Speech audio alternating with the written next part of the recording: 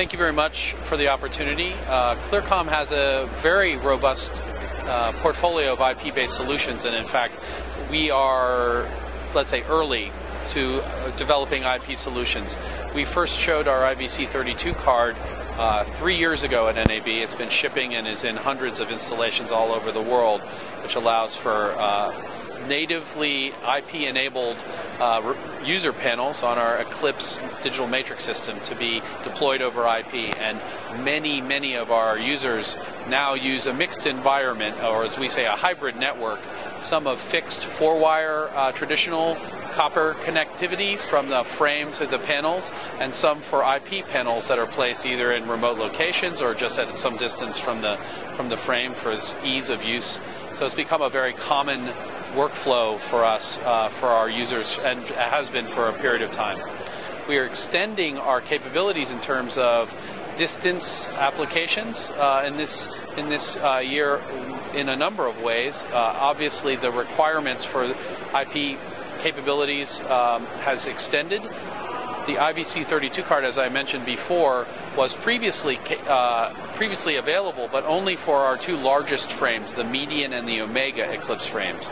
This year at NAB, we're announcing the new Eclipse Delta frame, and that can also hold the IVC32 card, which allows us to build a smaller form factor that might be more appropriate for a smaller broadcaster, even potentially a fly pack or maybe an OB truck kind of application, to use the IP card as well. And of course, all of those cards are interchangeable. So our 64-channel MADI card, our 32-port IP card, our fiber card, our 64-channel level monitoring card, all can work in that Delta frame. So it's a pretty exciting development for us.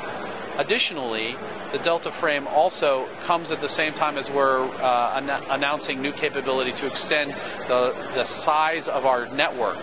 So historically, we had a historical limit of 15 frames that could be built into a linked system and all operate as one giant unified system. In this version, this latest release of our Eclipse product, we now extend that to 64 frames.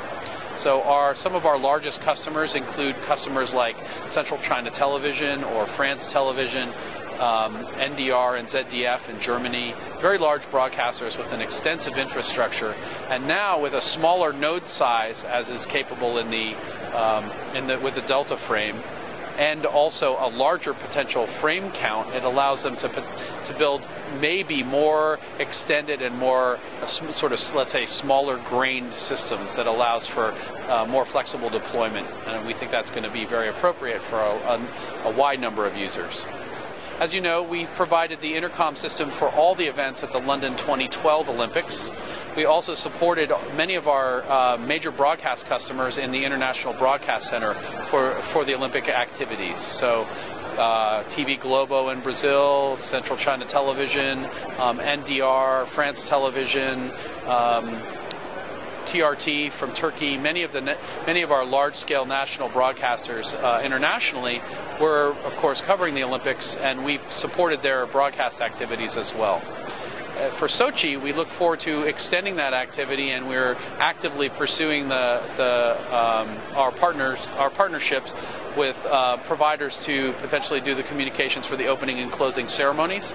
We did not, unfortunately, have that activity in London, but we did do the opening and closing ceremonies in Vancouver for the last Winter Olympics. So we look forward to a chance of winning that business again.